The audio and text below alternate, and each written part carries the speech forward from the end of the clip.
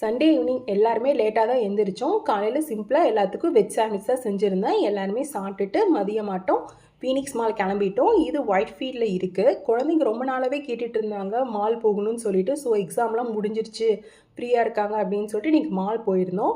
ஹஸ்பண்டும் குழந்தைங்களும் டைம் ஜோனில் விளையாடுறதுக்காக போயிட்டாங்க. நான் ஹோம் சென்டர் போயிட்டேன். ஆன்லைன்லேயே செக் பண்ணி பார்க்கும்போது நிறைய சேல் போயிட்டுருக்குன்னு பார்த்தேன். ஸோ ஸ்டோரில் ஒன்ஸ் விசிட் பண்ணி பார்த்துட்டு நல்ல ஆஃபர்ஸ் இருந்துச்சா வாங்கிக்கலாம் அப்படின்னு தான் போனேன்.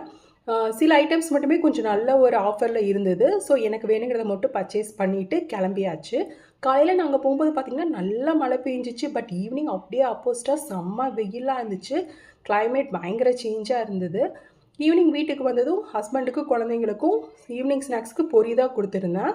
ஊர்லேருந்து வரும்போது ஆன்ட்டி பொரி எல்லாமே வறுத்து கொடுத்து விட்டுருவாங்க. ஹஸ்பண்ட் பிடிக்கும் அப்படின்னு.